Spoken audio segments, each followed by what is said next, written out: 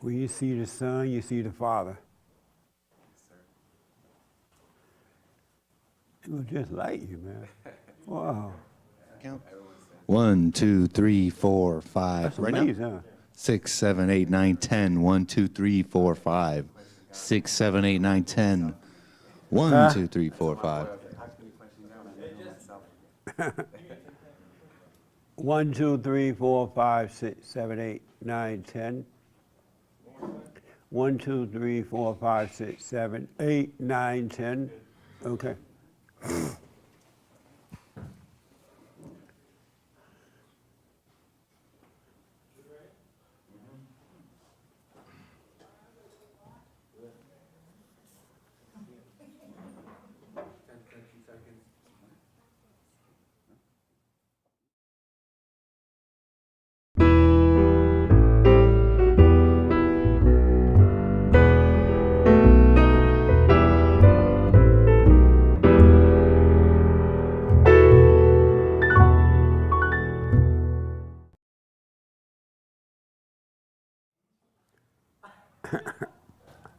Good morning. Welcome to church. I am Jesse Peterson.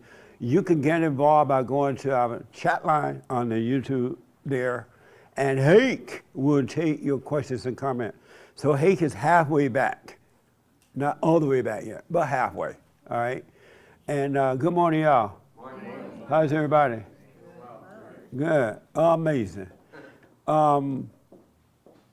Anybody had a week this week? No, nobody had a life this week? Oh, you had a life? What did you realize about yourself this week? Well, the thing that was great, and I'm kind of cheating here just a little bit, is this actually happened 2 weeks ago. But I really want to share it because it's still been with me. And when I was walking back to my car right after service, I found a phone on the ground. It was like playing music, and I was like, what's going on here? So I just picked it up, and I walked over here to one of the stores. I said, hey, has someone come in here and lost a phone? And they said no, and I had no idea what to do about it. You know what I mean? I just figured it's a locked phone, okay. Did you say, thank you, Jesus? I actually prayed instantly saying, Lord, help me find this person's phone. And what do you know? Someone calls the phone like about a minute later. Really? And I pick up and I'm like, hey man, and he's just like, hey, what's up, uncle? How you doing? And I'm like, no, this is not your uncle. I'm just some guy. Like, I found your uncle's phone. He's like, oh, okay. And he's like, well, where are you? And I'm just right over here. I gave him the coordinates. And he's just like, okay, I'm on my way. Give me 10 minutes. And I was like, all right. But I didn't get the guy's name. So I didn't know if, like, who is he and whatever. I don't want to give this phone to some random person. So I just want to turn off the music that's playing from this phone. And so I was just like, okay, maybe there's a passcode. And I open it up, there's no passcode. So I turn it off. I go into the contacts. I go into the favorites, and I just pick the first name. And what do you know? That's another nephew of this gentleman's cell phone. and so he answers saying, hey, what's up, uncle? How you doing? I'm like, hey, it's not your uncle, I promise you. I'm like, hey, man, I have your uncle's phone. Someone's on the way here to pick up the phone. I didn't get his name. He might be related to you, might be not. And he threw out some names. I'm like, no, I don't know who it is. And he's like, okay. And I said, hey, do you mind if I just stay on the phone until this guy comes, and then you could verify that this is actually somebody related to him? And so what ended up happening is, as we were just talking, he's like, man, this is really crazy because I just got out of an AA meeting. This is what the gentleman on the other line is saying. And I'm like, well, really? I just got out of church. He's like, no way. And so we start talking, and he starts sharing about his story, and I start sharing about mine. And I'm 2 seconds away from asking him to come to, JLP church. And what do you know? This other guy shows up. He gets out of the car. He's like, hey, what's up, man? Do you have my uncle's phone? He's like, yeah. So I give him the phone. I tell the guy, I'm like, hey, man, do you know this guy? And turns out they were like cousins or something like that. And so what do you know? And it was just super cool. Oh, and it was such a great conversation. And like me and this guy became like instant friends, like just talking for 5 minutes. So nice. It was pretty cool. So I don't know, maybe. That's amazing, man. Really, really cool. So interesting story. Yes, sir. Nice. Amazing. Yes. Yeah, I noticed that myself that I've changed some attitudes and some opinions on things, especially opinions on people. And so I learned never to believe anything about what's said about somebody unless I talk to that person or I hear that person myself. There's a lot of evil out in the world. Then the second part is if you put out love, and then love will come back. But if you put out evil, if you put out anger and put out hatred, it destroys and kills. Yeah. And just a simple thing, just like children, and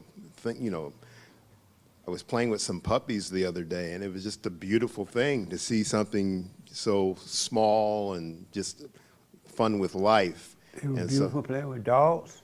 puppies. Little, Who let the dogs out? yeah. And so anyways, it's just hatred brings back hatred, and Yeah. brings back war and murder.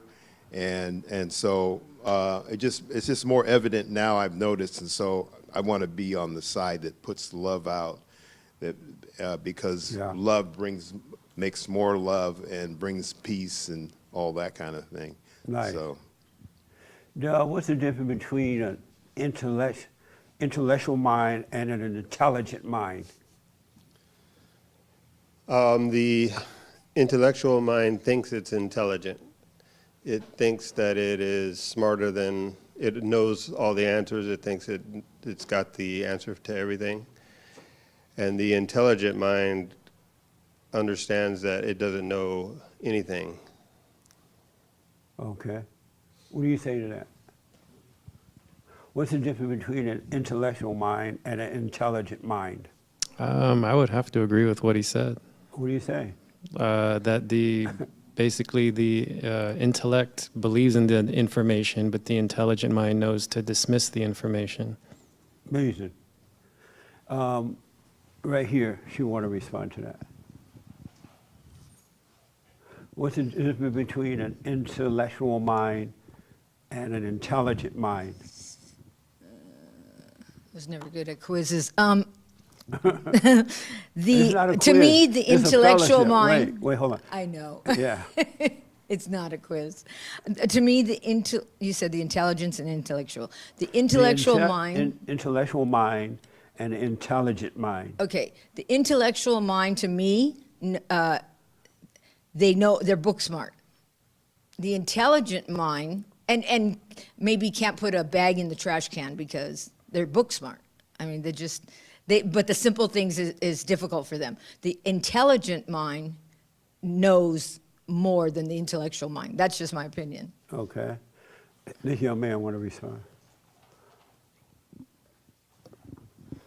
I feel like the intellectual mind is a mind that always wants to overanalyze, can't exactly execute, always wants an explanation, and can get lost in its own thoughts, while an intelligent mind has a little bit more of what you could say instinct, and doesn't necessarily need to rely on all information, not in the sense that it's going to make a decision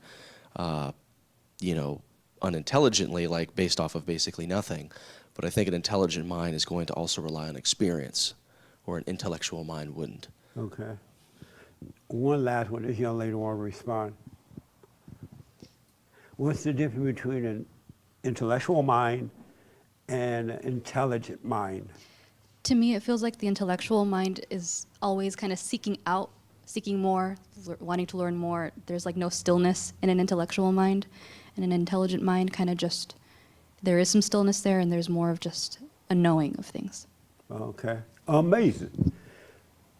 One last one, then I got to move on. Raymond, did I see your hand? Yes. Yeah.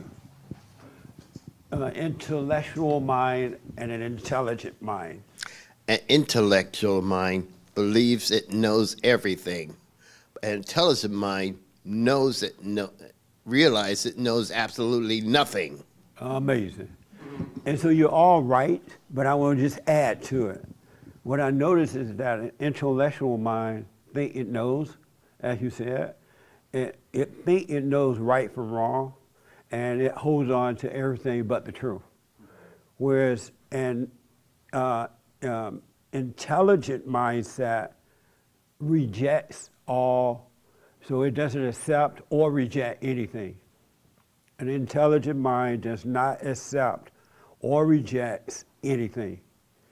And what made me realize that is that we live in a very nasty, cruel, evil world today.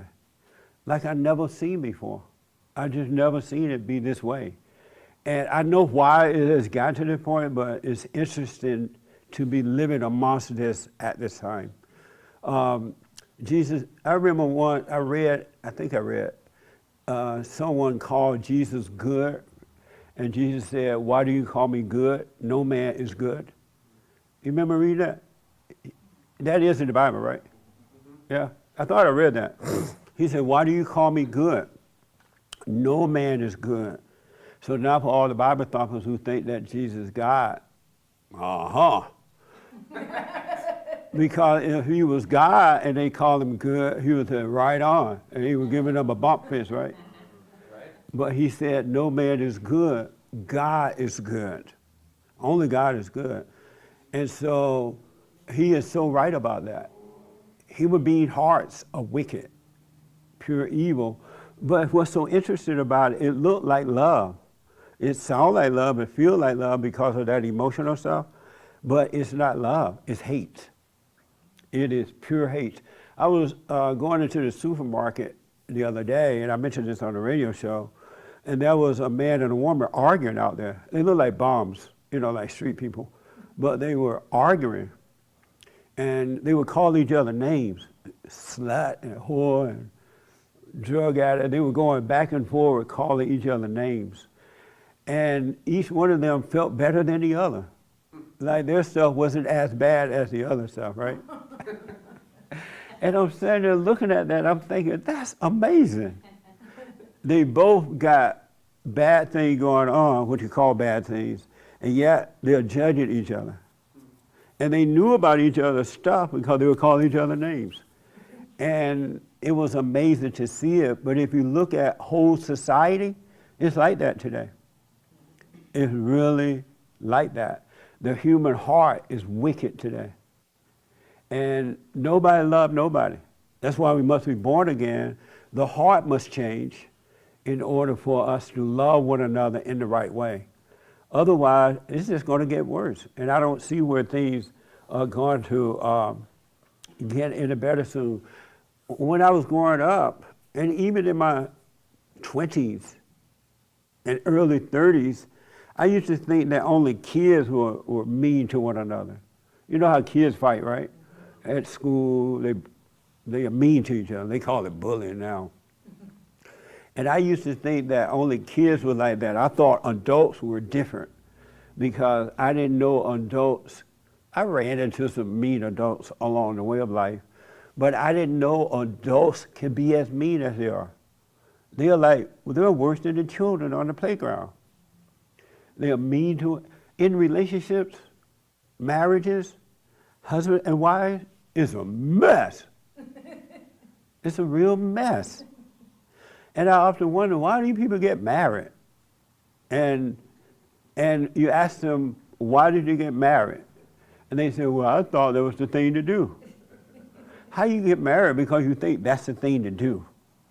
You know what I'm saying? I thought you're supposed to grow up, become a good person, get married, start a family. And I realized they've been brainwashed to believe that. The world has given us the wrong moral standards. And we're trying to live up to that standard, and it ain't going to work because it's the wrong one. It's the world's idea of what morality is, and it comes from the devil. It doesn't come from God. We don't know God's standard until we are born of the heart, and then ego die, and you start to see his standards. And it's nothing like what you can imagine. You can't even imagine what it is. Your ideas about it is all wrong. Really, you have any idea you have about God is wrong. Any idea I had about God is wrong. That's why ain't nobody happy. Have you noticed that? People turn on each other just like that. You get them mad, it's over.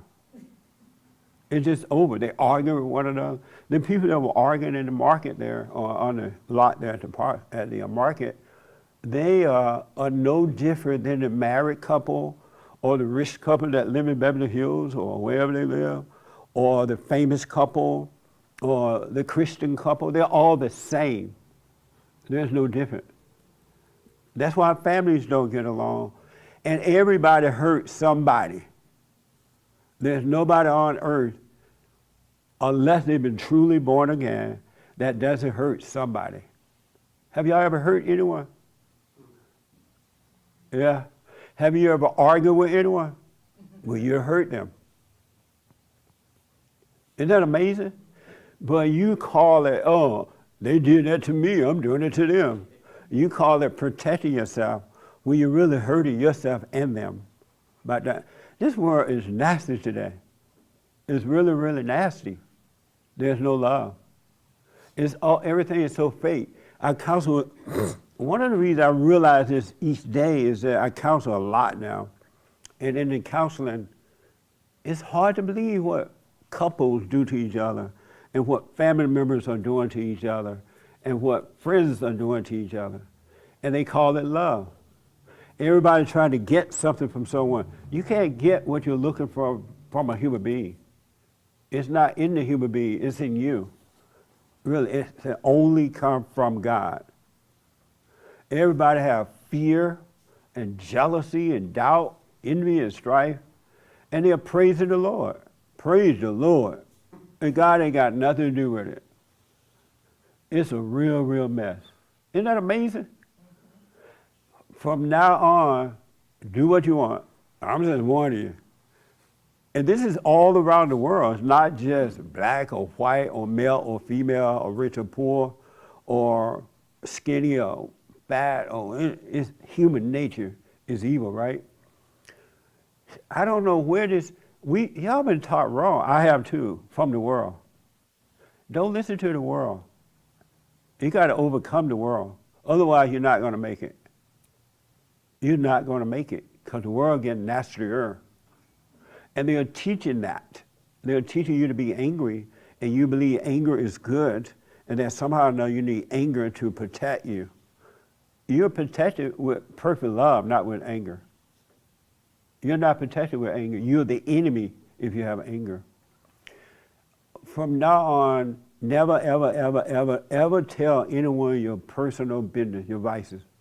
I don't care if it's daddy or mama or brother or sister. There's nothing they can do about it, but they will turn on you. I have people calling my office panic because they told someone something about themselves. That person got mad and spread it. And then the people they spread it to someone else. I'm like, why did you tell them?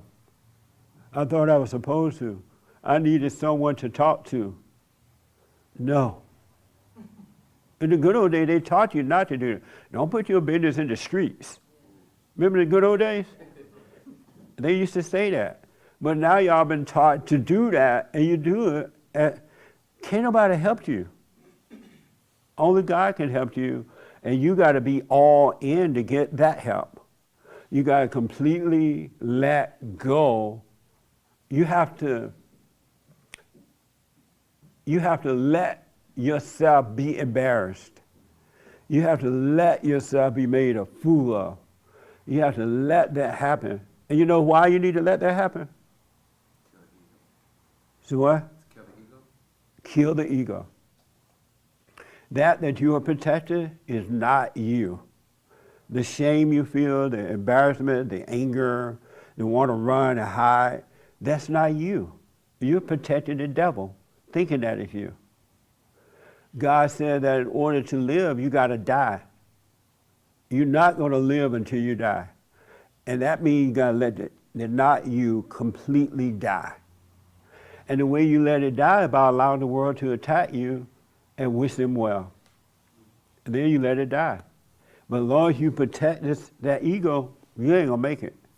And once your heart is changed from anger to love, which is hatred, then you have the power to overcome the ego. Other than that, if you have not have love of the heart, you can't overcome the ego. It's a spiritual battle. It's a warfare between God. Well, God ain't really fighting with Satan because he has the authority over the devil, right? But he will kill the devil's spirit in your imagination and the pain of the body, and he will give you a clear mind. And it's going to be so interesting because all of a sudden, You start to see, you see things when you watch movies, you see things when you're on the streets. I never would have paid attention to those two bombs arguing and fighting with one another. But for some reason, they got my attention, and I realized that's what everybody do. Everybody arguing. Why do you think relationships and marriages and jobships and things don't work anymore? If somebody can give you a hard time at work, let them give you a hard time and watch how you're feeling about it. Do you feel mad? Do you feel embarrassed? Do you feel anger? And be glad to see that. They're doing you a favor. Because they'll cause you to see something that you didn't want to see or didn't know was there before, and let it happen. Stop protecting the devil. Stop worshiping the devil and call him God. You worship the devil and don't know. Isn't that amazing? I have people literally panicking because their egos have been exposed to them, really. And they feel the pain of it, and they feel like their world is falling apart. So I asked men, why did you marry this woman? Especially when I have both, counseling with both, right? Well, I thought it was it was what I was supposed to do. And I asked the lady, why did you marry? Because I was looking for love. You're looking for love. That ain't love. And because when they get married, they don't get the love that they're looking for. Now they fight one another. They try to make each other love. You gonna love me? I ain't going nowhere. I'm staying, and you gonna love me. And they end up nearly killing each other. And then when they break up, because finally they do, they want to still kill one another. Take the house, take the clothes, take the dog, take the cat, take the children. And they call that love. And the government is no better. Everything you're going through and doing to each other, the government is doing it too because they have the same demon in them. That's why we have war. They're trying to kill one another to feel good about being wrong, to feel like they're right. We need love in the world. You got to stop running and start facing it. Face it in you. The kingdom of heaven is inside of you. It's above too, but it's inside of us. And you can truly, truly, truly live the life right here on earth, but you got to come out of the world. You got to stop feeling like you need to be at every party and every dinner and every luncheon. You need to be at everything people are doing. Those people are looking for happiness. They really are, but they don't find it. It's inside of us, but you got to die from the world. The ego must die.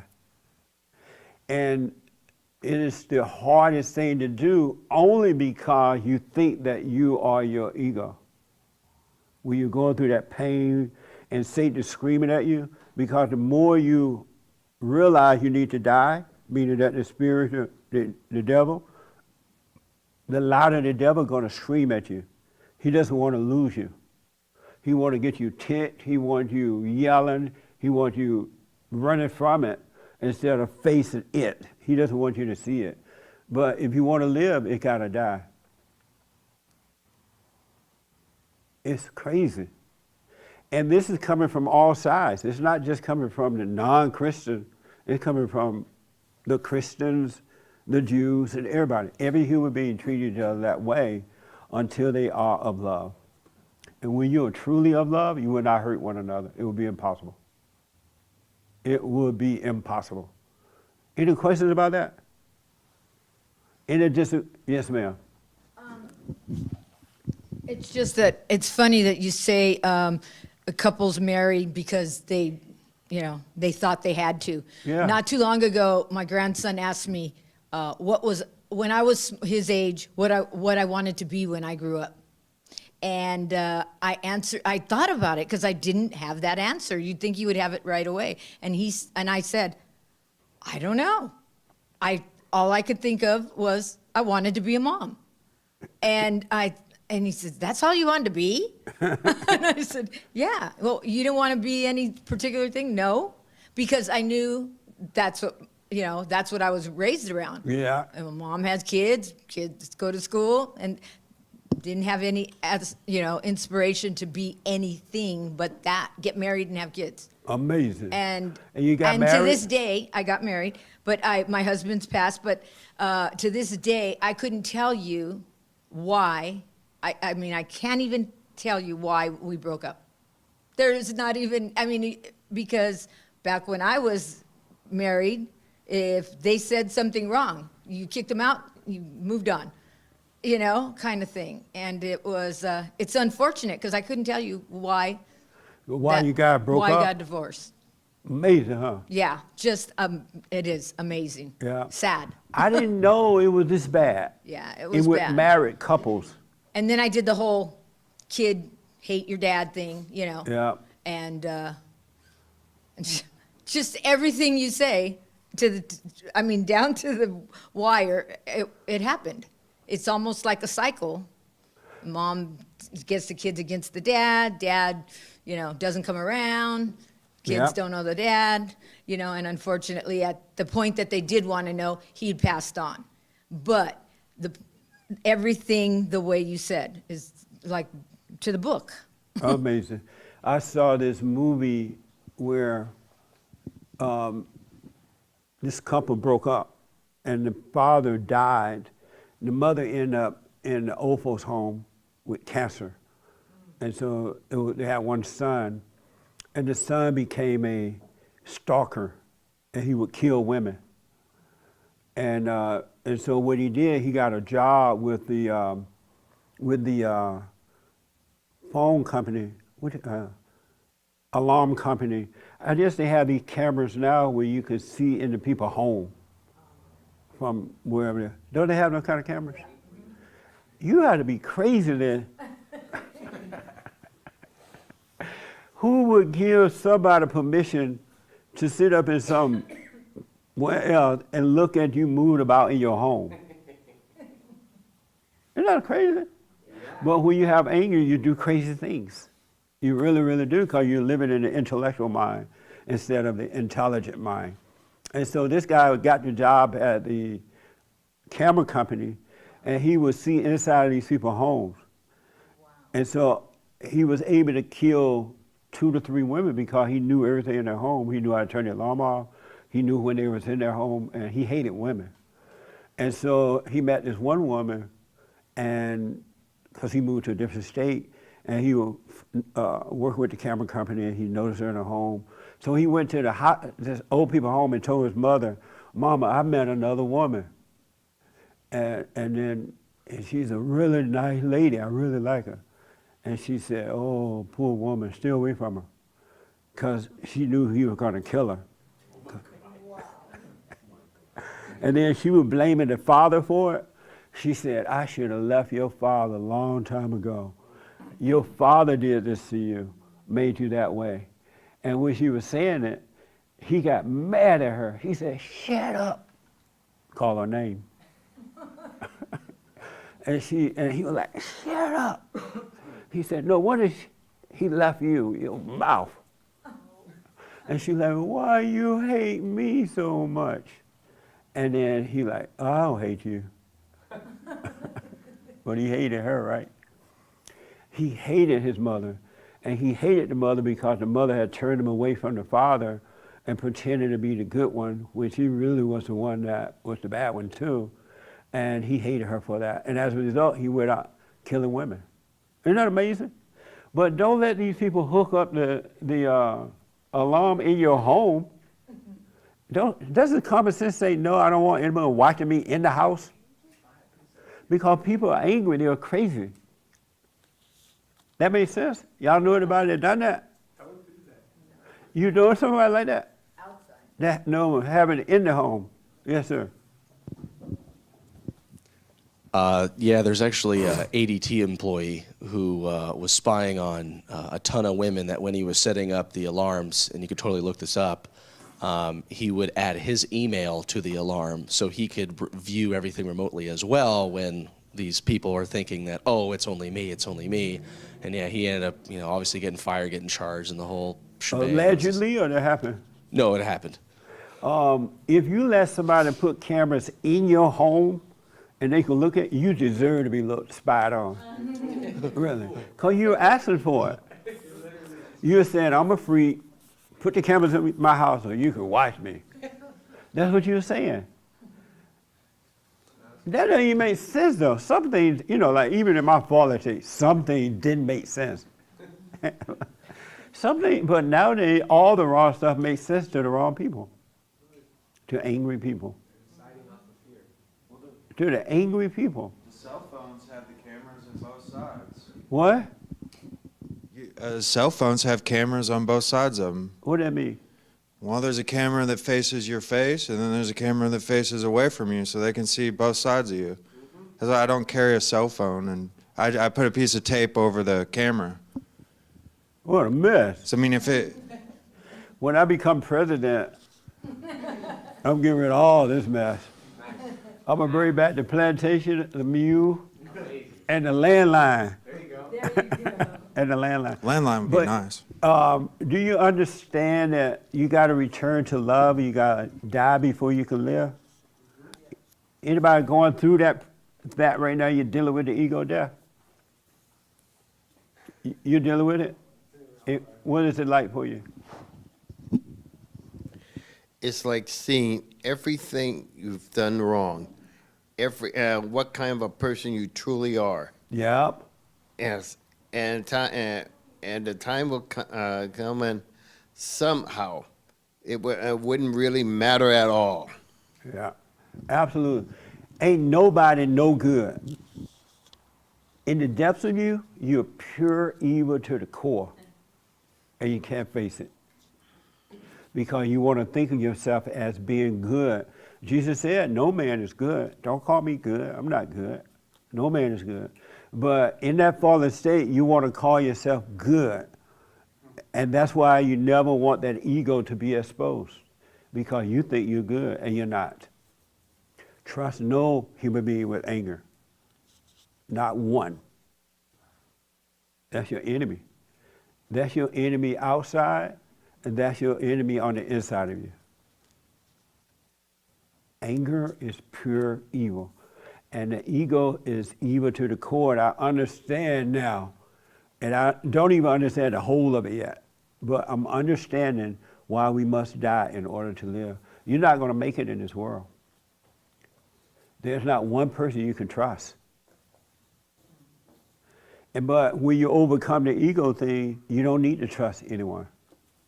You only need to trust somebody if you're in a fallen state. And so the ego makes you think you need to trust someone. But if you let that not you die, then you don't worry about trusting or not trusting. You don't worry about it. And I'm looking at the news and the media. Grown people going out of their way to hurt other people. Like, why? Because they are insecure. They want fame, they want attention, they want money. And grown adult men and women, supposed to be intelligent, right? They have degrees. And they're trying to hurt each other in the media. I'm not promoting anyone, but there's a candidate that's running for office out of Georgia, and they're attacking him like it's not even their business, and they're all over him. And they get a joy from attacking. A joy. It's time to wake up and become the light of the world and salt of the earth. It really is. So, any question about that? You got to look at that. I'm telling you about the ego thing as a witness to it, not what somebody told me. You must be willing to look the ego dead in the eye and take it and face it. And all these different emotions that you're going to go through, loneliness, doubt, worry, fear, anger, you're going to go through all that because it's not you, but it feels like it's you. And it's going to tell you, turn on the TV, turn on the radio, call up Sally Mae, do something, go to a party. It doesn't want you to sit still and see it. And see it. I read that you got, in order to become a man or woman of faith, you got to face the enemy outside of you and the many and various thoughts that you have. You got to face them if you want to have true faith. And that's so true, it's not even funny. When your thoughts tell you that And I've had many people tell me this, you're no good. You don't have as much as somebody else have. It's not true. When you overcome the ego, you can live with a dime and be totally happy. Somebody can have $1 million, you can have $10 and have total peace. But the thoughts are lying to you about everything. So let people irritate you. Let them think what they want to think. Let them, because they can, and wish them well, they have the same problem that you're trying to overcome. All right? It is really a spiritual battle. When I say that all thoughts are all lies all the time, as Raymond was saying, it's in us. And it's run deeper than what you think. And you won't know it until you're all in. All in means totally give up. Give up trying to fix your life, trying to make your life work. And to add on to what you said, when you're growing up, one of the worst things that parents do to children is to prepare them to be something. Don't do that to your children. Don't prepare your children to be anything, but teach them by example to work, to be responsible, practical things so they can take care of themselves, and let God's will be done through them. As they get older, He will guide them. He will cause them to be what He wants them to be or do what He wants them to do. But when you teach them, you got to go to college, you got to get a degree, you got to get this, you set them up for failure. Because now they're trying to live up to what you want them to be, and they can never do it. Just like you could never do it. Just be a good example for your children. My grandparents and parents, they never told us to go to college. When I remember when I first moved to LA, and I saw all these people going to college, I used to wonder, why didn't my parents tell me to go to college, right? But they, thank God they didn't. They taught me to work and be responsible, pay my bills, you know, don't be begging and stealing and doing all that stuff. But they never taught me I had to go to school and get an education. That's why when we were even in high school and stuff, they didn't push that stuff on you. They didn't send you to school, but they went into, what kind of grade you got today? I don't even think they ever asked me about a grade. I never had to hide my report card because they never asked to see it. But they did teach us to work, though. They taught the practical things. And that's the way the kids should grow up. That way, they have a clear mind, and God will guide them. He'll use them whatever they put on earth to do. Anyway, did I see your hand? Yeah. And then I saw yours too, right? Did I see your hand too? Okay. Yes. I'm in an office where there's a lot of tension, a lot of, I don't know. I was out for 9 months on a disability, and I came back, and there's still all this tension and anger. And it's an office where basically they, you know, the fact that I wasn't there, nobody took over my job. So of course you're gonna have angry customers. And so I told them when I came back that I'm not going to, that I'm coming back a different person. You may not know me. This is what I'm about. And it didn't include anger. And I said, I will not project anger. I will not scream at customers on the phone or let them scream at me. Yeah. It's just not going to happen. Well, they do. And everybody gets sucked into it. And then when it comes to me, I just listen. And then I tell them, I hear you're upset. I'll try to get you an answer, but I don't know what I can tell you because there's obviously been some problems. It's just I try to de-escalate the anger, but the anger's all around me in the office. And so I find myself taking a lot of walks, almost too many, because I have to get away from these. They're talking about the customer after they put them on hold, while they have them on hold, or while they're on the phone. And it's just, gosh, it's all around so much that it's driving me crazy. And so your question is what? My question is, how do I deal with something like that? Beautiful question. Okay. Go through it. Let it happen. Okay. You be glad that you're going through that because it will allow you to see what's in you. And when you see that, you will overcome it. If you just see it, you will overcome it. So don't run, don't take walks. Okay. You allow yourself to go through that because apparently you're being affected some kind of way that you got to take a walk. Yeah, You I have could to feel be, you're You right. have to be willing to be in the storm and not take a walk. You have to Okay. go through the storm. Ah, okay. And then, and don't be telling these people, I'm gonna be a different person. I'm gonna do this. You just be it. Don't tell them that. Ooh, yeah, okay, because I was one of the, I was, But they'll see the change in you, and then the few amongst the thousand that want to change, they'll ask you, you know what? Well, you left, you were like all mean and yelling Right. too. I noticed that you're patient now. What happened? How did you change? And then you can tell them how, point them back to the Father. Gotcha. But never tell the world what you are on the inside. You Okay. be the world. okay, You know what I'm saying? You be in it, but don't tell them.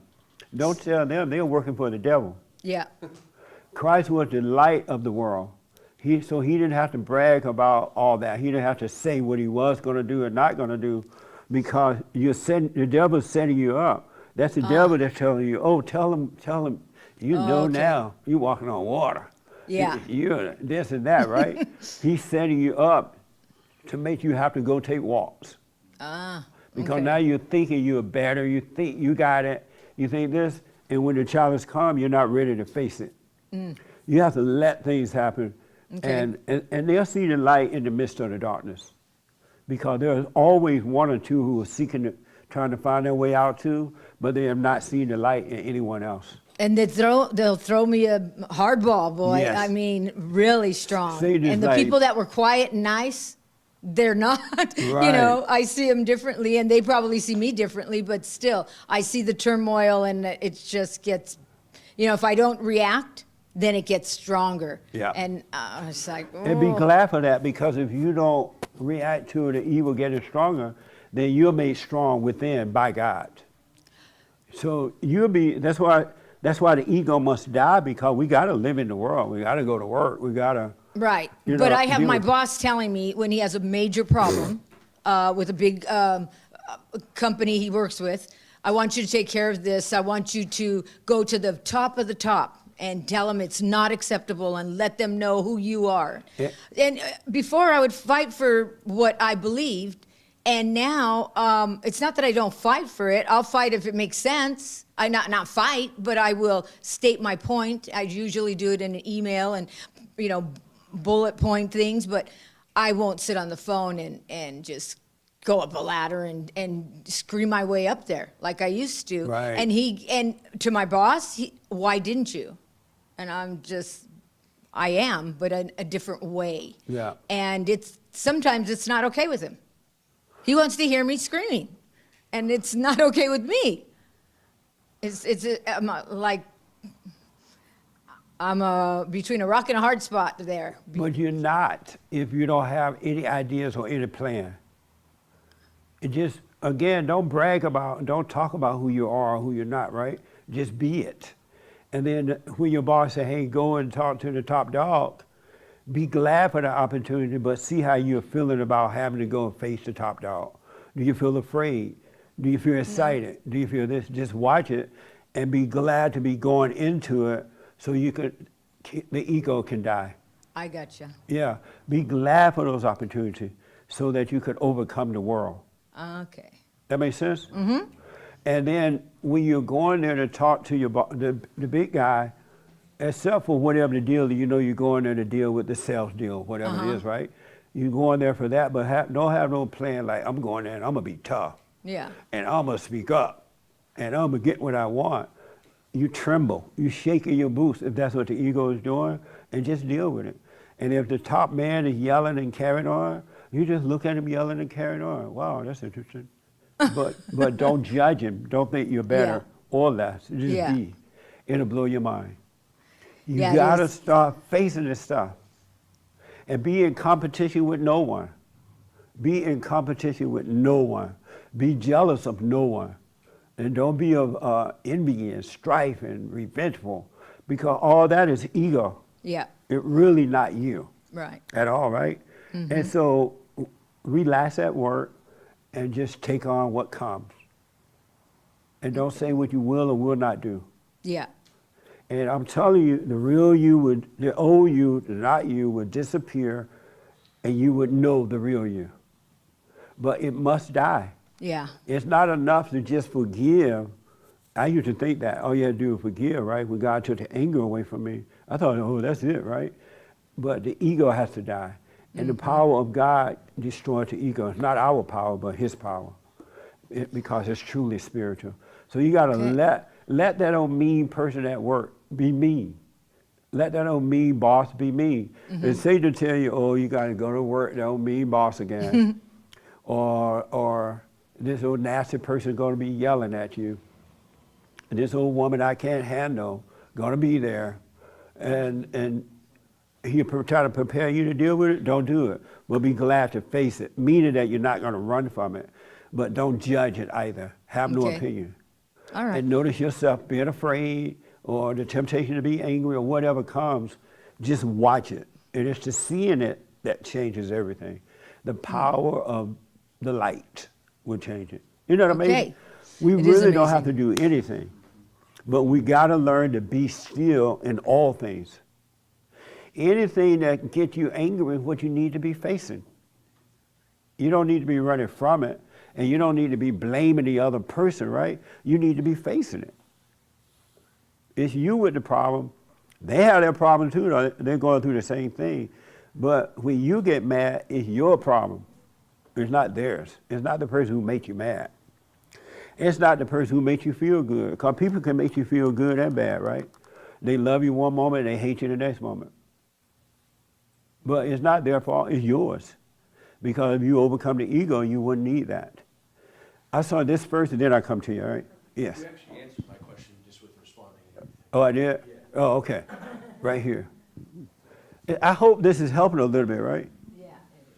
Now, it sounds easy, but the ego death, it could be easy if we hadn't been already trained with ideas about things.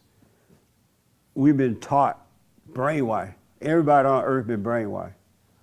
And we have all these fake ideas. You can read the Bible and get an idea from the Bible about God. You really can, because Satan will feed your mind about God. All thoughts are all lies all the time about anything. They are giving us titles. You've accepted the titles. I'm a doctor, I'm a lawyer, I'm a preacher, I'm a deacon, I'm a this and that. That's not who you are. I'm an alcoholic, I'm a drug addict. No, you're not. That's what you're doing as a result of being out in the wilderness, turning away from the Father. That's what you do. You're looking for peace. It's not who you are at all. Throw down the identities, throw them off, and have no identity. Now, you can't make this happen on your own, just so you know, right? You got to be still and learn to be aware. Watch. Okay. Praise Jesus. I think it's interesting though when you're talking to her about work and you're going on farther about looking at sitting in these feelings when when either you feel the world's attacking you or whatever. But I realize as you're talking, and correct me if I'm wrong, it's like we have to be willing to sit in it, face the storm, right? Walk towards the problem instead of run from the problem. And again, correct me if I'm wrong, but I'm understanding it as like in my own personal journey as, those moments are important to killing the ego. And at least for me, I've experienced them in a positive light because when I have those moments and I sit in them, it allows me to see in the end, right? It allows me to see that feeling, whatever it was the ego, and it wasn't me. Even though it's like my problem to deal with, right? Because I'm separating from that ego, like we all are. I can see it in a moment, at least where I'm at now. I can see like clearly that's not you. That's that not you that you've been identifying with. And as soon as I can identify it and see it, it makes it all the more possible and maybe easier. It takes a little bit of the struggle out of going through it because you can understand that this thing that before, maybe a year ago, I'd get all caught up and twisted up in bunches about, well, I don't feel that way, but it's presenting itself. All that's mess I won't even get into. but being able to see it, and I've talked to Randy about this outside of church too, together. It's like being able to identify the not you and truly see that it's something that isn't yourself, whether you put a face on it or whatever.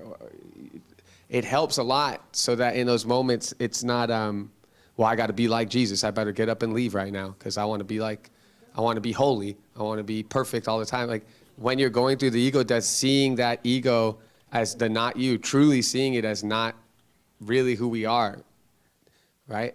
It is so helpful. And maybe I got off the path of what I was the point I was getting to, but hearing you talk about it and saying like, face it and sit in it, it really connected that for me because when I sit in those things, it helps me to give, I don't want to say a face, but give something for me to identify when the not you is trying to creep back up into things. All right. Thank you. Amazing. I want to, who don't understand what I'm talking about? You have any questions about it? Okay. Yes. And then I want to get to my biblical question. So what I discovered about what you talked about is that I noticed in my life I was a 50 or a 75% guy, which means that You was what? I would only be half your friend. Example, I would only do things halfway. Oh, or I see. I'd have reservations in my mind. I'll only go this far, and I was a 75% person. And what I realized that I was that way in everything and everywhere. Yeah. I was like a halfway gambler, you know, and because when you're halfway gambling, you already lost. You lost.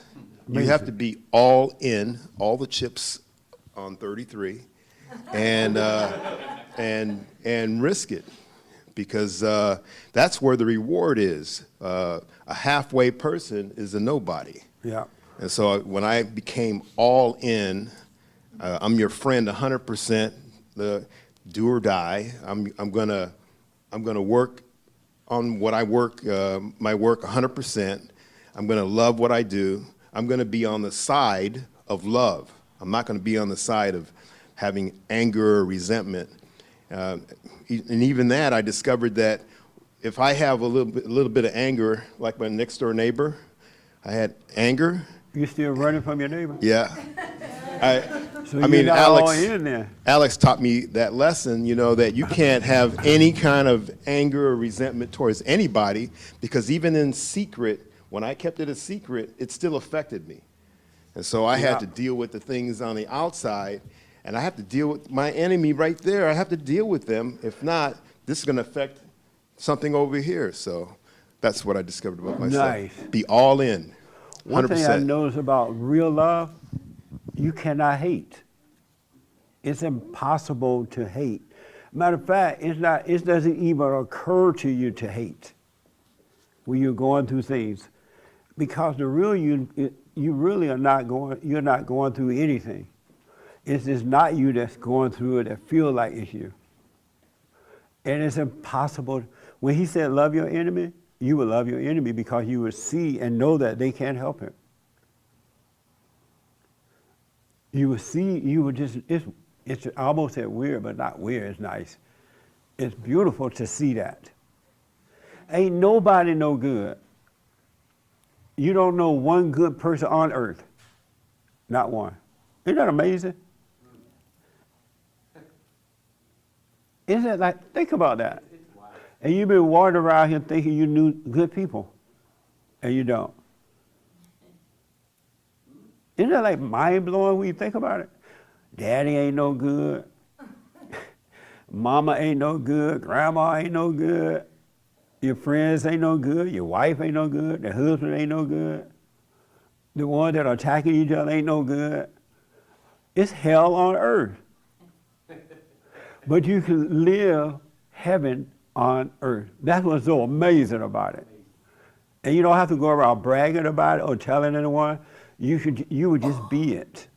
And you don't even know that you're being it, because there's nothing to identify with. So you can never take credit for it, because you don't even know you're being it. It's only the ego nature you think you're being something. I'm being smart. I know the truth. I know the word. And you're lying to yourself. You know nothing. And it's so interesting in that intelligence accept nothing or reject nothing. It has nothing to do with it. Isn't that like amazing? And you can live that way because Christ came and made it possible. And you can't be like Christ. You can't think that you're being like Christ. To think that you're being like Christ, the thoughts are coming from the devil. All thoughts are all lies all the time about anything. And again, like Raymond said, you're wicked to the core. We all are. That's why we must die, spiritually die. I know people who I've counseled with that were about to commit suicide because of what somebody thought and said about them. What do? I want to take my life. I'm like, what? Though I understand it. You got to face it. It's okay. Relax and go through it. They are doing you a favor. And the devil's telling you, oh, you've been shamed. You ain't no good, and you need to take your life. And you think that is you telling you that. You didn't create life, and it's not yours to take. So the devil got you thinking that you need to take your life. What a mess, huh? What do you think about all this? I just don't think anything. I'm not really thinking anything. I'm just listening. Yeah. Does it make sense? Yes. It makes sense? Yeah. Right on. And so are you doing the silent prayer? Yes. Every morning, every night? Not all but most. I'm sorry? Not all but most. And why not? Haven't suffered enough yet, I guess. You're not tired of suffering? Yeah. Just a little sprinkling of it. Yeah. This is not going to happen until you learn to be still. It's in stillness that this happens, right? Because in stillness is where one place that Satan doesn't want you, and it's the perfect place that God wants you. He wants you to be still so he can take over. And he will take over. But the devil taught you out of not being still. Oh, nothing is happening. Oh, you're just sitting there looking silly. It's not working. You need to be praying out loud. You need to do it after work. Do it at work. You don't have time. You do have time. You have time for everything else. Right? Just notice the things you want to do, you have time to do them. But the thing that is important to you, you don't have time to do them. And then the devil make up excuses why you don't do it. You're still worshiping the devil. Anytime you listen to the voice, the imagination, that's why God said, bring every thought into captivity. Anytime you listen to the imagination, you're worshiping the devil. You're saying, praise Satan. Amazing. The biblical question, what makes a hero? I would have to say only God. Only God? If they do exist at all. How does God make a hero? I don't know. You don't know? I don't believe in him, I guess, is a start, but yeah. I'm sorry? Believing in him is a start. And so why did you say only God can make a hero? Because if someone else is sort of having a heroic effect, it couldn't be, it's coming through them, not from them, so. Okay, amazing. What's a hero? What makes a hero? And again, this is not a test or anything, it's fellowship. It's to get you to know yourself, to know thyself. Yes? I'd have to say, a man, reliable, conscious, common sense, basically on call, just, for example, around your loved ones or whatever, you just always righteous, trying to do the right thing. Okay. Yes, ma'am. What makes a hero? Did you guys think about this biblical question this week? I did. Okay. I think. I had Doug about it. He like, I don't know what I forgot. I think. Did you say you forgot that? I told you. Oh, you told me what makes a hero? Oh, I must forgot. I mean, I haven't told you the answer, but you asked me what the question was. Oh, yeah, you did. You remember it. Okay. Comic books and movie studios make heroes. I think they're fictional. I don't think heroes exist. Comic book and Comic books and movie studios make heroes like Superman, Batman, and Spider-Man. Other than that, I think that they're fictional, that they don't exist, that it's just a title. It, like you said about titles, it's just another title that society puts on people. So comic books and movies make heroes? Those are what makes heroes. I don't think heroes exist. I think, like, for instance, if a firefighter goes and saves someone out of a burning building, people may say, oh, he was a hero, but he was doing what was in front of him. He was doing his job. And I seen when... Have anybody ever told you that you are a hero? No. You never been called a hero? No. So you never helped anybody? Well, I'm sure I've helped anybody. People, no, not a hero. People have said other things about me, but not a hero. But I've been called every name but a hero. but when COVID was in full force, I noticed I drive by like hospitals and they would have signs saying heroes work here. And I really thought to myself, that's not true. Like, whoever works there work there because they're doing their job, not because they're a hero. So yeah, how do you be a hero if you're getting paid? Yeah. If you're a nurse and the Chinese virus come out, you've been trained how to handle it, right? What makes you a hero? It's like you get paid overtime if you work overtime. Right. So I think it's just a title. Oh, okay. What makes a hero?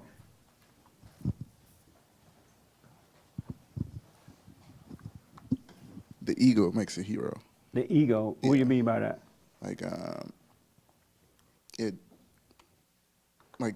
it's the title thing. It's just a word, just the same way as your ego makes you a villain or can make people a villain.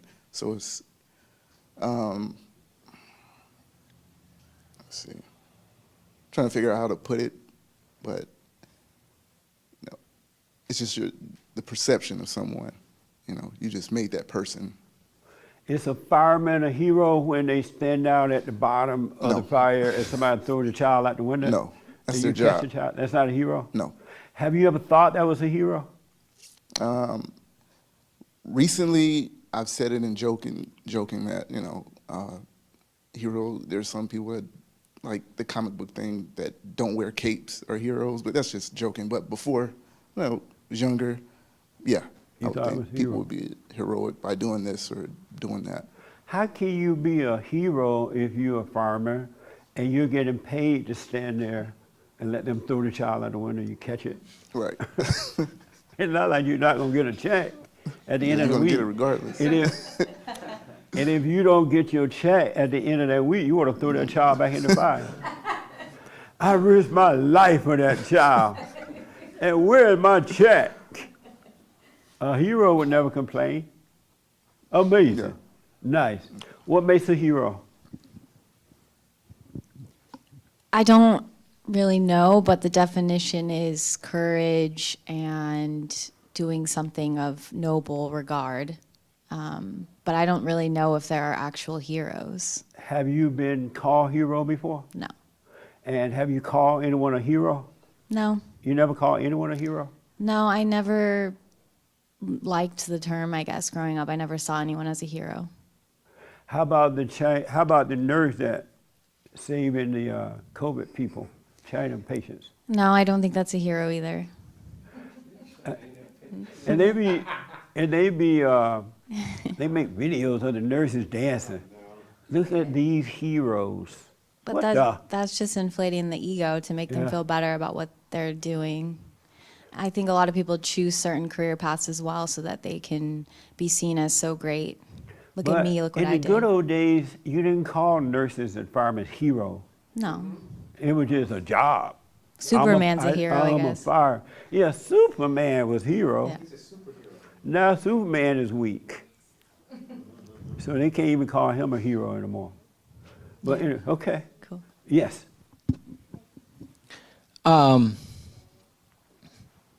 What makes a hero? someone who's willing to stand alone, get to know themselves, and with God save themselves so that they can be the guide and example for others to then also be saved and save themselves. Should a person... You're a hero. Should a person do that to be a hero? I'm sorry? Or should a person seek the Father in order to become a hero? Or should they seek the Father so their soul shall be saved? Uh-huh. One more time? What is the real purpose of returning to the Father? So that you can be a son of God. And by doing that and by showing that through working on yourself and knowing yourself that you are being saved through yourself, you're a hero for your own self, with God, of course. But that is the example for other people to know that it's possible. But once you truly overcome this stuff and you're free, would you think of yourself as a hero? I would say anyone who is truly born again and is a son of God is now a fisherman of men, and that's the hero. Okay. Amazing. What the? Like I said, you're a hero, Jesse. Whatever. What makes a hero? That's a good question. That's why I only have these biblical questions, because I want, God said, think on these things, right? Don't think about what you're going to wear, what you're going to eat, where you're going to live, who your friends are, who you're going to marry, and not marry, and all that crap. Think on these things, real things. Yes. I think there are real heroes, and they are in sometimes fireman roles or police roles or whatever role. They could be in any walk of life, really. Because it does take a certain type of person to run towards danger as opposed to run away from it, right? And I'm not saying all Does that firemen. depend on how much money you're making at work? But Let's say that I'm you not- made $10 an hour, Yeah.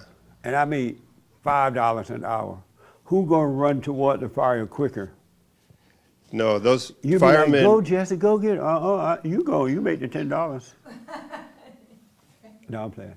All I'm saying is that they weren't made to be firemen. They weren't forced to be firemen. They chose to be firemen, right? People go into the military because they want to go to the military. Do you get paid to be in the military? You do. You get paid? Uh-huh. Oh. So, And I'm not saying that all military people no, I are all. appreciate what you're saying. Go ahead. Can I finish? Go ahead. I'm not saying that all of them are heroes, because some people do, somebody said it, they take that job because it makes them look better or feel better or something like that. But there are people that have saved people's lives that didn't get paid for it. You hear about it, somebody drowning and somebody jumping in after them and save that little kid or that person. To me, that's kind of like a And hero. what made that? Let's say that they did not get It wasn't money. Huh? It wasn't money. So I'm about to ask, what made the person that wasn't getting paid, what made them a hero? And they did something like that. The fact that they to fought some degree somebody the off fact or someone. to some degree the fact that they went towards danger and they faced danger and dealt with it and helped somebody out of it. And so if they do that, what made them a hero? I mean, that's probably just a Or word. are you saying the act itself made them a hero? Yeah. Okay. But not everybody that does. I do think, look, 9/11, when everything happened in 9/11, those people were running to the building, running up the building to save people. That takes a certain type of person, and not everybody is built that way. And some of those type of people not all of them, but some of those type of people would do it with or without money. Okay, and that's what makes the hero. I think the act of There's no wrong or right answers. This is fellowship. All right, so just relax. It's fellowship. We're fellowshipping. I think the fact that they are not Yeah. thinking about themselves, because once you see danger and you're trying to help somebody, you could just look, I'm not doing that, and you could be thinking about yourself. Right. But they don't seem to think about themselves. They may just see something and do it. I don't think they really go through too much thought process. I think that, I don't know how to say it, but I think that is the courageous part. That's the hero part. Okay. The part that they're not really saying, oh my God, I could do this and look great on TV.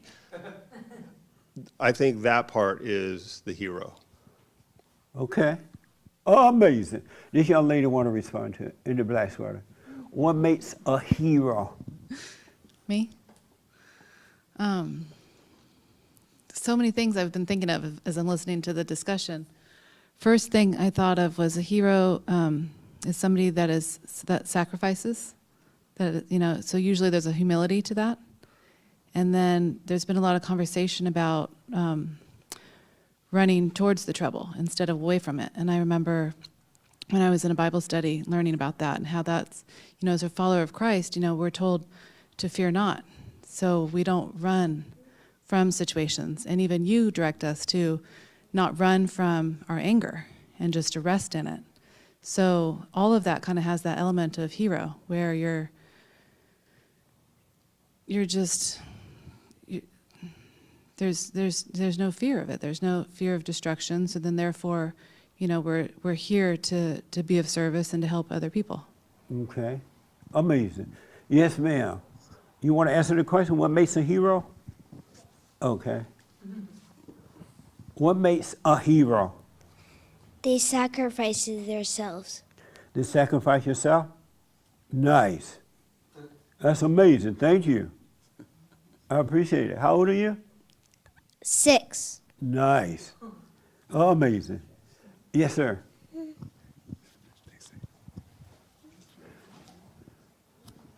I think a hero is someone who is sincere, they know themselves, and regardless what people say or think about them, they're going to do what they can to help whatever they believe in.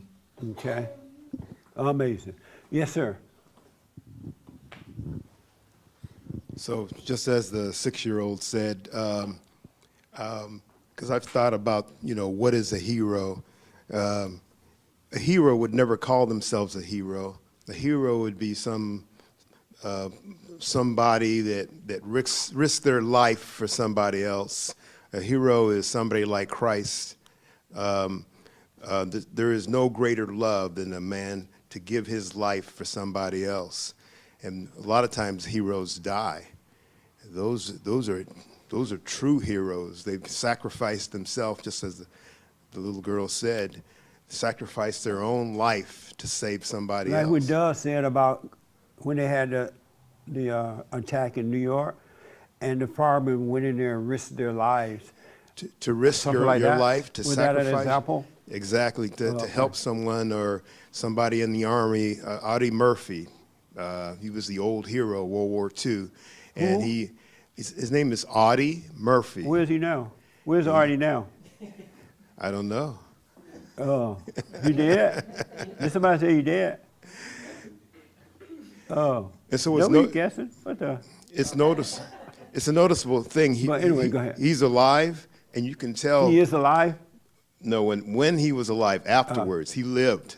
And his nature, it looked to me, in my opinion, that his nature kind of changed. He was like a real heroic type of person, a real person. He's 100% person, not like me. I'm 50 So what to makes a 70. hero real fast? I don't know. Christ-like nature. You don't know? A He said all Christ-like that, I nature. didn't know. A Christ-like nature. Okay. The young man in the blue want to respond. Oh my goodness.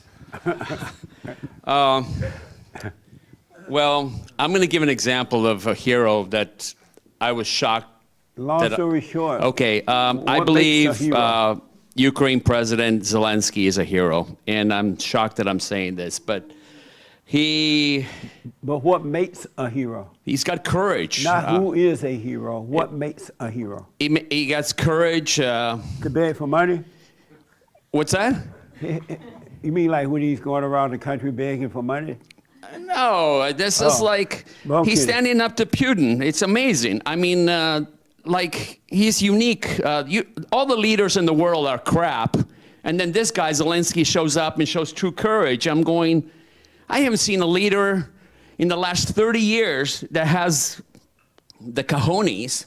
What makes him a hero? What makes him a hero? Like that lady said right there in the front, courage, ability to stand up to evil, to be fearless or overcome his own fears, to become, I don't know, Christlike, I guess. He definitely is a hero to me, and I'm just like, I'm not even Ukrainian. So you're saying that he's Christ-like?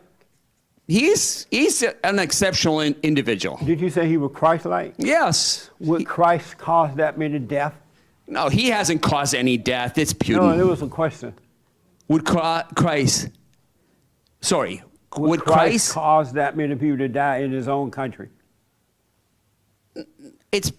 He's fighting evil. No. I asked you, would Christ do that?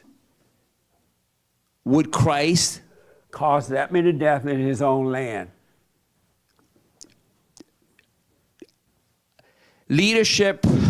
No, I asked you. Okay, one second. You said he was Christ-like, and because of time, I need a quick answer. Would Christ cause that many deaths in his own land upon his own people? No, Christ doesn't do that. The devil does. Well, how is he Christ-like then? He's fighting the devil, who is Putin. Oh, I got you. Well, I don't want to go political. Okay, that's fine. I mean, I'm not Russian. I'm not Ukrainian. No, I just I'm want to American. know what makes a hero. What's that? I just want to know what makes a hero. Courage, fearlessness, being exceptional, running toward danger, like these firemen, policemen, whatever. He's just like a policeman, fireman on the world stage. Okay. I mean, it's okay. He's amazing. Amazing. Yes, Raymond. A hero is a person who realized in the moment that hero ain't nothing but a sandwich. He's just he's just an everyman, just doing what needs to be done, nothing more or less. Amazing. Wow. Did you have your hand? Okay. What makes a hero? A hero is somebody who does something for somebody else without expecting anything in return. Okay. Thank you. Is this your first time here? Yes. How did you find us? I just walked by. Oh, and I nice. saw the sign that there's a church service at 11, so I decided to come in. Welcome. Thank you. Thank you. Nick, what makes a hero? I don't know. I heard, I don't know. You don't know? I don't. There's no such thing as a hero. People make you a hero by calling you a hero. Have you noticed that? And then when they get mad at you, you're no longer a hero. No such thing as an illusion. Because when you help people, you know, when you truly help people for no reason at all, you expect nothing in return, you don't think of yourself as a hero. It's the people that make you a hero. They make you a hero and they take the badge away from you, and you're no longer a hero. Just think about the football players and basketball players who they call hero. And then they find out something that they didn't like about the person, that person is no longer a hero. That person is a zero. And you run around, oh, that's a hero. What a hero. And then you heard what somebody else said about them, they no longer a hero. It's an illusion. And then you walk around feeling like a hero because everybody said it. And then when you walk by, they praise you, you really feel like a hero. And then you come back down the road and they have changed their mind that you no longer, that ain't no hero, that's a zero. Now you feel like a zero. You got to watch out for the world. The world is a setup. A person that is really, really trying to be right and do right doesn't think of themselves as a hero because they know their help comes from God. They take no credit. They wouldn't even consider taking credit. And if you call them a hero, they don't want it. They don't accept that because they know that you can't see. It's not from them, it's from God. Anybody disagree with that? Yeah. Oh, good, a lot of people. Let's start back here first. Yes. Me? Uh-huh. Did you disagree with that? Yeah. Okay. I know it's not right to say it, and I know, especially you don't like. Christ said, I'm not good. No man is good. Only God is good. Why do you call me good? He was going around doing heroic things, and he didn't even want praise for it because he knew his help came from God. But the world go around praising, giving, and taking away, and you feel like it when they say it. It's easy to go on TV and beg for money, and people stand up and applaud you, give you dumps of money, and you act like you're fighting a war. Because if you had love, you would never have a war. That's why I asked, would Christ have done that, right? Christ had love, so there never was a war. He never caused a war. It was a spiritual battle. But if he had an ego, he would have started wars everywhere. It's all when you start to die from this ego, you're going to see you've been living an illusion about everything. It's an illusion. It's not real. Yes, go ahead. So the reason why I disagree is because, like, when you talk about when you were little and you would say, I always wanted to be a son of God. Right. I always was like, I want to see what that's like. I want to see if that's possible, right? Yeah. And you said, show me the thunder or the lightning, or that whole story. But like you just told her earlier about, don't say you're going to be different, just be different. Yeah. And then you become a new example of the world. You're in it, but not of it, but you become a new example that there can be a different example of the world. Right. So the heroic spirit that comes through somebody who is showing that it can be a different world. We can have the heaven on earth. We can have that. To be that light and to be, not that you are, but the heroic light that's working through you, or whomever. I'm using you because I said you, but whoever it is, that spirit is heroic. That is like why America loved Trump, because it wasn't him, it was the spirit of the country that was lit up through him or whatever. So all I'm saying is that someone to be an example of that spirit is not only, I think, necessary, but it's, like you said, it just is. Regardless of if someone wants to accept it or not. But what you don't realize is that when the ego is dying and peeling away, there's nothing left for you to put a title to. There is nothing left that you can say or take credit for. It just is. And being that is, there's nothing, and yet there's everything. It's life itself, right? But you cannot there's nothing in you that will accept a title for it, or you can put a title to it because you truly know that you had nothing to do with it. You had zero to do with it at all. It's just, and be careful when I tell you this, because Satan he'll tell you what it all means, and blah, blah, blah, right? All words are all lies, all thoughts are all lies all the time. So as you sit here and out there listening to this, don't let Satan tell you, oh, I'm going to be nothing now. I'm going to be is. And you go around acting ears, right? And be as the craziest a doorknob. It won't know you're crazy. So watch the thing that Satan tell you about it. Don't let him fill in the blank. Leave it empty. Let words go in one ear and out the other one. An intelligent mind, let words go in one ear and out the other. I don't care if they're Bible words or whatever kind of words. Don't hold on to them. You sit there, you watch it, you pay attention, but don't hold on to it because the devil will use it against you. He'll make you think you know and you don't. All right, but go ahead. Just real quick. But like when you tell people when the devil and God both have anger, and you say, well, what's the purpose of switching to God? Right, God doesn't have anger. Right. So I'm just using that as an example. Oh, somebody called the show and said that, huh? Yeah. Yeah. And you've said it here, and you know. But I'm just saying, if there's no point on switching, what would be the purpose of, like when you say we should be the light of the world, the salt of the earth? Wouldn't you say that is for us when we are born again and we are the light of the world? That is to exemplify as a example to other people, to show that it's a possible thing. Yeah, I kind of know what you're saying, but it's really to point, if people see, like I was telling the young lady when she's at work, don't call up and say, I'm coming back to work and I'm different now, you know.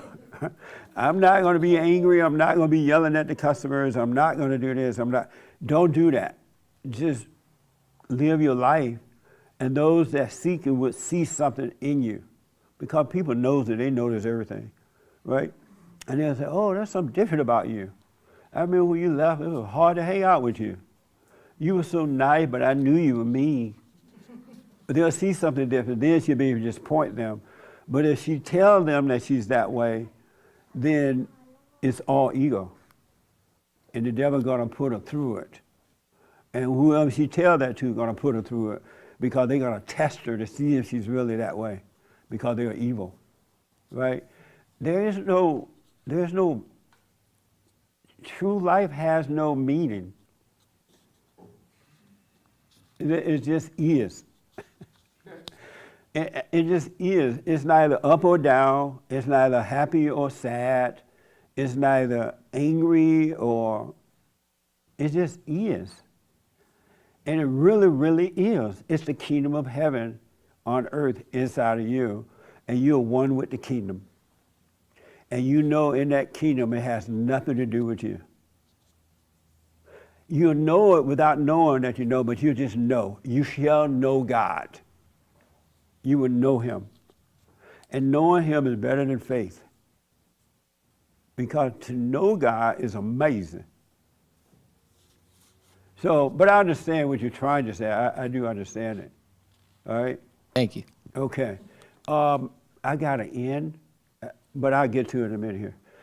Brett, I hope that who else disagreed with that? Okay, I'll take this last disagreement, because I like disagreement.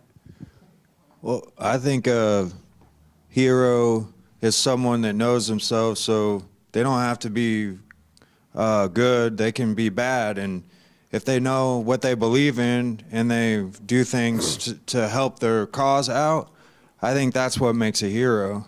Okay. Amazing. Sometimes, you know, good or bad, whatever a hero is doing, you know, because you have perceived heroes, they'll try to, you know, make you believe what a hero is. But, you know, I have my own beliefs. Can you imagine knowing that there's no such thing as a hero? Just imagine living like that. And that doesn't mean, like when you use the fire thing, you know, you appreciate what people do to help. It's like, wow, that was deep. When somebody go in to save a life or help a hand or something, but others hero mess ain't heroes. Well, I think someone who knows what they believe in and they're able to do things to help out their cause, and whether good or bad, that, you know, they're changing things. So I feel like that's heroic. Okay. So it doesn't have to be good or bad, in my opinion. It should be, that's just what I think. You know? Okay. Amazing. I can't, if I let you answer, then I let Frankie answer, and somebody else. Right, right. But let them do it. Well, go ahead. No, go ahead. All right. So I hope this helped today. Really, pay attention to you. All right? And give everybody else the finger. Pay attention to you. And you should know everything around you. You're going to start seeing everything for what it really is. Even movies. I see movies different now. I've never seen them in the depths that I can see them now. It's crazy. I missed all that before. The movies are just like the people. The same evil that's in you is in the people that are acting, and it's no different. The world is evil, and it's the people of the world. And Christ came that we may change. When you're up and down, you're worshiping the devil. That's not you, it's evil. When you try to get something from someone, you're evil. People, they don't have it to give it to you. Nobody has anything. Daddy don't have it, mama don't have it. And when I say forgive your father and mother, you're only forgiving them so you can return to the Father, to God's, because you're never going to have peace. And mama dragged you down. And daddy tend not to follow their children around and make them feel responsible for them. It's the mother that does it. It's not like the mother love you. Mama don't love you. Mama is setting you up to take care of her. And now you walk around taking care of mama, hating her. And in your mind you think, why don't she just go and die? Lord, I ain't gonna take care of her tonight because she's put guilt on you. Our parents didn't do that when I was growing up. My grandparents, and I was close to them, they never made me feel like I needed to take care.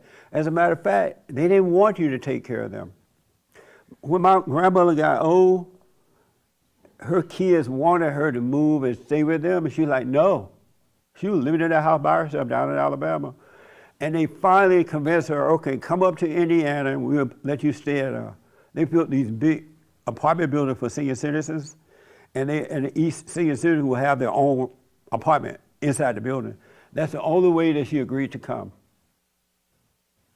But that has changed too. The world is evil. But anyway, take a look at yourself so that you, and be honest with you. You ain't gotta tell everybody out there, but at least inside of you, be honest about what's going on. And and that's the truth that will make you free. Telling everybody else your business ain't gonna make you free. It's gonna put you in bondage, all right? But be honest to you and know the truth, and the truth will make you free. What's going on? Do the silent prayer. Stay with it, stay with it, stay with it. I don't care what anyone else does. You be still and know God. All that hooping and hollering, carrying on, if you want to do it, do it. But after you're done, be still and know God, all right? And watch those thoughts. Don't hold anything against anyone. Become your own man. Become your own woman. I have an amazing question for this week. Amazing one. Ooh. What do you think of yourself when you're judging others? What do you think of yourself when you're judging others? Let me ask the first timer. What do you think of yourself when you're judging others? Young man behind. I think we all have. No, what do you think of yourself when you're judging someone else? I don't really have the power to judge anybody else. So you never judge anyone? However, if somebody does something wrong, then something is it. If somebody does something wrong, it's okay to think or say to that person that you're doing something wrong, and vice versa. Because I am not perfect. And I'm bound to do something even wrong today, even though if I don't want to. In fact, everybody in this room, we will do something wrong because we are all imperfect. Okay. That's what I think. And I don't think that... Do you have anger? Do I have anger? Do you have anger? I do. You do. And how did you become angry? Stupidity of people. I'm sorry? The stupidity of people. So I'm other sorry to call it stu- like that. I didn't mean to say it. Other but stupid people made you angry? Well, you know, if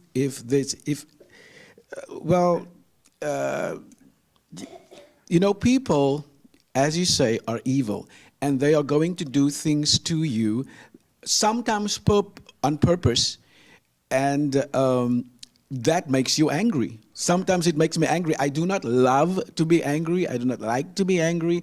I do not. Do you want to overcome your anger? Excuse me? You want to overcome anger? The Bible says, be angry and sin not. Do you want to overcome anger? I don't know. You don't know if you want to overcome it I or don't not? know. I don't know. When you're ready to overcome it, let me know and I'll tell you how to overcome it. Can you tell me? Yes. How?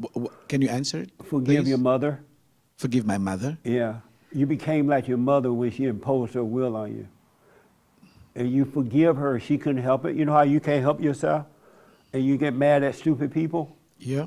Your mother couldn't help herself, and she imposed that on you as a kid, and so you have her identity. And if you forgive her for doing that to you and forgive your father, you can overcome it. The spirit of anger will be taken away from you. I don't have anything against my parents, and they're not Right. alive anymore. Well, then, just hold on to it then until you're ready.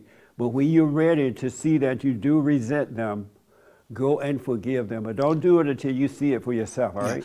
I don't resent my parents, though. Okay. I don't resent them. I miss them.